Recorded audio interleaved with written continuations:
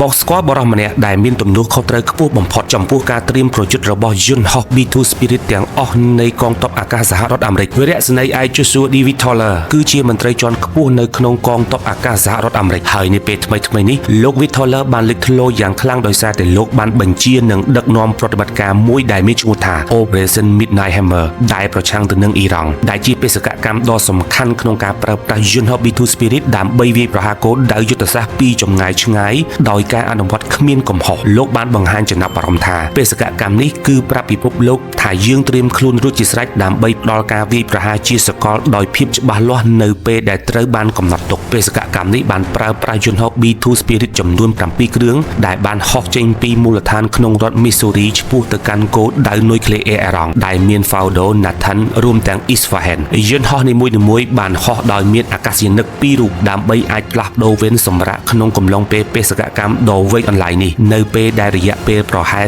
30ទៅ36ម៉ោងបេសកកម្មនេះបានកត់សម្គាល់ជាលើកដំបូងនៃការប្រើប្រាស់គ្រាប់បែក GBU 57ទម្ងន់ប្រមាណ13តោនដែលត្រូវបានគេស្គាល់ថាជាគ្រាប់បែកជ្រែកដីសម្រាប់ការវាយប្រហារគោលដៅដែលកប់ជ្រៅក្នុងដីដូចជាទីតាំង Fordo ដែលត្រូវបានគេរាយការណ៍ថាកប់នៅក្រោមថ្មប្រហែល90ម៉ែត្រអ្វីដែលសំខាន់បំផុតសម្រាប់លោក David Toller គឺនៅពេលដែលលោកដឹងថាក្រុមអាកាសយានិកមានសុវត្ថិភាពហើយបានចូលដែនអាកាសត្រឡប់មកវិញបានដោយជោគជ័យលោកបានសម្ដែងមោទនភាពចំពោះបុរសនិងស្ត្រីទាំងអស់ដែលបានខិតខំប្រឹងប្រែងទាំងការធ្វើផែនការថែទាំការផ្ទុកគ្រាប់បែកការចាក់ប្រេងនិងការត្រួតពិនិត្យដើម្បីធានាបាននៅការបំពេញបេសកកម្មប្រកបដោយជោគជ័យនិងដោយគ្មានកំហុសបន្ថែមពីនេះគាត់គឺជាអ្នករៀបចំយុទ្ធសាស្ត្រក្នុងការហោះហើរការទម្លាក់គ្រាប់បែកការកិច្ចពីរ៉ាដាភាពសហការគ្នាជាក្រុមគឺជាទំនួលខុសត្រូវខ្ពស់សម្រាប់រូបលោកផងដែរចុះបើមានកំហុសតើគាត់មានទំនួលខុសត្រូវបែបណានៅក្នុងយោធាសហរដ្ឋអាមេរិកជាពិសេសកងទ័ពអាកាសគោលការណ៍ដ៏ចម្បងមួយគឺមេបញ្ជាការទទួលខុសត្រូវចំពោះអ្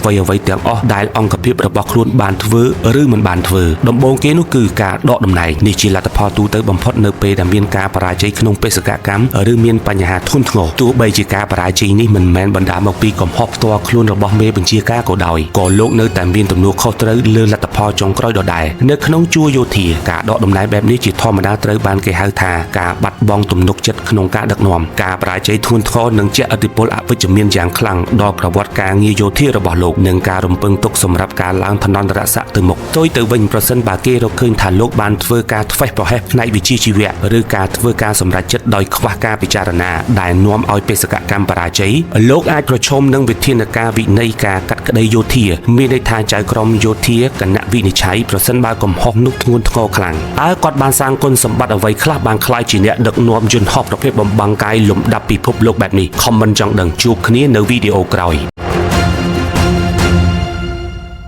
សម្រាប់ប្រិយមិត្តដែលមានបំណងចង់ក្លាយជាអ្នកផលិតមាតិកាចម្រុះឬមាតិកាផ្សេងៗយើងខ្ញុំមានទទួលបង្រៀនដោយតម្លៃពិសេសត្រឹមតែ$20តែប៉ុណ្ណោះប្រិយមិត្តដែលមានចំណាប់អារម្មណ៍អាចឆាតចូលក្នុង Page ឬ Telegram បាន